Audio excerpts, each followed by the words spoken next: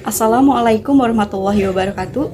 Kami dari kelompok 2 budgeting akan mempresentasikan materi mengenai proyeksi penjualan. Sebelumnya, perkenalkan nama saya Syifa Kaminatul Ummah dengan NIM 2011102. Perkenalkan, saya Siti Nur Aulia, NIM C2010359 dari Akuntansi Sore.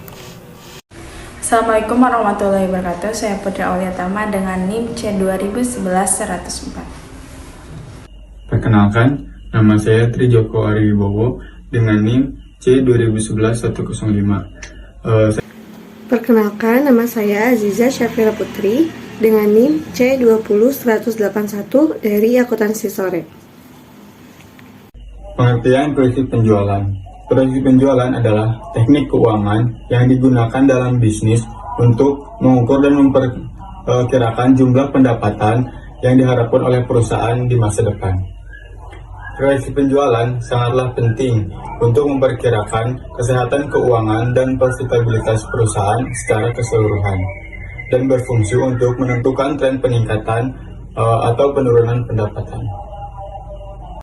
Adapun fungsi proyeksi penjualan terbagi menjadi 4. Yang pertama, memantau produktivitas penjualan di perusahaan dengan menggunakan data yang ada.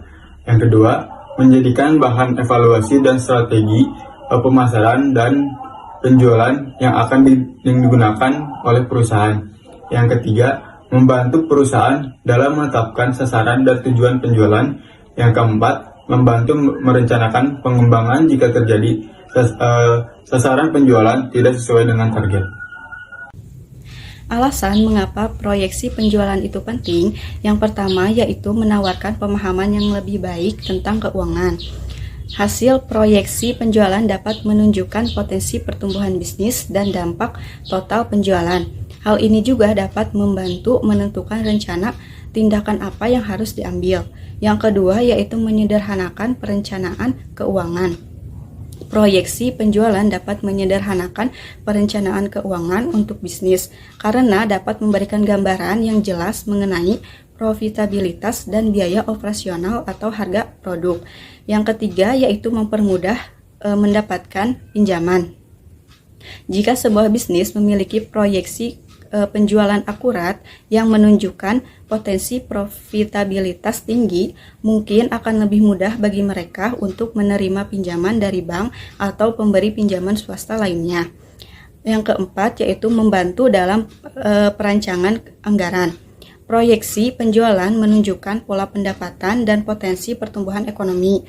Hal ini memungkinkan perusahaan untuk menetapkan anggaran yang jelas dan dapat dikelola untuk diikuti. Yang terakhir yaitu menarik investor. Jika proyeksi penjualan suatu perusahaan memperkirakan keuntungan yang tinggi, investor mungkin merasa terdorong untuk berinvestasi di perusahaan tersebut yang berpotensi meningkatkan nilai perusahaan secara keseluruhan bagi pemegang saham.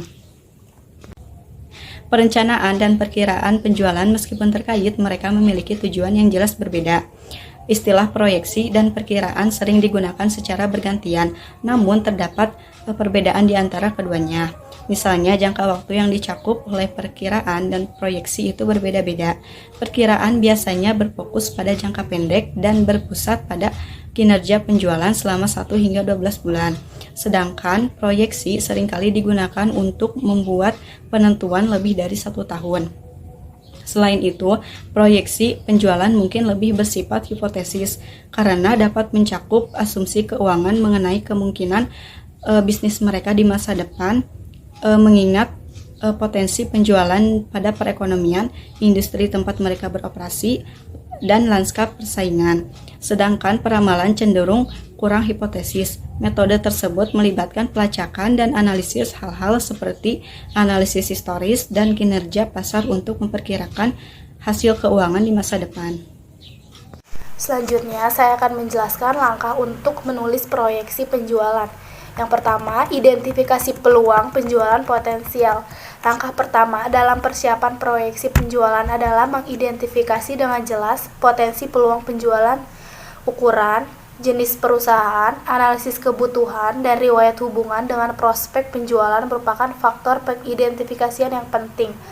4 hal yang perlu dipertimbangkan ketika meninjau dan menganalisis peluang penjualan ada 4. Yang pertama produk, yang kedua solusi, yang ketiga langganan, yang keempat pembayaran 1 kali. Selanjutnya, yang kedua ada review data tahun-tahun sebelumnya. Memiliki visibilitas yang jelas mengenai sejarah dan hasil peluang penjualan tahun sebelumnya merupakan alat analisis yang penting untuk menyelesaikan proyeksi penjualan. Penting untuk memanfaatkan manajemen hubungan pelanggan, perangkat lunak manajemen penjualan khusus, dan spreadsheet perusahaan untuk menemukan informasi. Dengan menganalisis data tahun-tahun sebelumnya secara menyeluruh, pemahaman tentang tren penjualan, teknik penjualan yang efektif, dan kondisi pasar, Anda dapat mendapatkan pemahaman yang lebih lengkap tentang proyeksi untuk tahun-tahun saat ini yang akan datang. Yang ketiga, kumpulkan informasi dari tim penjualan. Tim penjualan perusahaan adalah sekelompok individu yang bertugas melakukan upaya penjualan dalam organisasi. Kita dapat mengumpulkan informasi dari tim ini dengan menjalin komunikasi rutin melalui panggilan, laporan, dan berbagai data. 4 hal penting yang harus diperhatikan ketika berbicara dengan tim penjualan. Yang pertama, kuota setiap orang saat ini, nilai berbagai produk dan layanan yang dijual, siklus penjualan rata-rata untuk produk dan layanan, dan keberhasilan dan tantangan pribadi. Yang keempat, menentukan tujuan penjualan. Sasaran penjualan adalah tujuan utama yang harus dipenuhi oleh tim penjualan. Menciptakan sasaran penjualan yang realistis sangat penting untuk menulis proyeksi penjualan yang akurat. Berikut 3 pertanyaan yang perlu dipertimbangkan saat menentukan sasaran penjualan untuk tim perusahaan. Yang pertama, apakah produk dan layanan lebih berbiaya rendah dan bervolume tinggi atau bervolume lebih rendah dan berbiaya lebih tinggi? Yang kedua, berapa cakupan dan kapasitas tim penjualan? Yang ketiga, apa inisiatif strategis dari seluruhan organisasi? Yang kelima, rencanakan tujuan retensi. Dalam bisnis dan penjualan, retensi mengacu pada pemeliharaan pelanggan dalam jangka waktu yang panjang. Retensi merupakan bagian dari total pemasukan pendapatan perusahaan. Tinjauan data retensi dari tahun-tahun sebelumnya dan bicarakan dengan perwakilan penjualan tentang taktik retensi mereka saat ini untuk mempertahankan dan berpotensi mengembangkan basis pelanggan. Kemungkinan besar akan menghasilkan laporan proyeksi yang kuat. Yang keenam, menganalisis seluruh materi penjualan dan data yang dikumpulkan untuk membuat proyeksi. Mempertimbangkan semua data yang tersedia, baik kualitatif maupun kuantitatif, diperlukan untuk menghasilkan proyeksi penjualan yang layak, agar efektif, akurat, dan realistis. Kita harus mendasarkan laporan pada bukti empiris, data, dan penelitian. Yang terakhir, yang ketujuh, presentasikan temuan Anda kepada komite eksekutif. Proyeksi penjualan biasanya disampaikan kepada pimpinan organisasi atau komite eksekutif. CEO menggunakan proyeksi penjualan untuk memutuskan berbagai hasil terkait bisnis. Hal ini termasuk merekrut talenta, mempromosikan karyawan, menaikkan gaji, dan melakukan pengungkapan kepada investor dan regulator.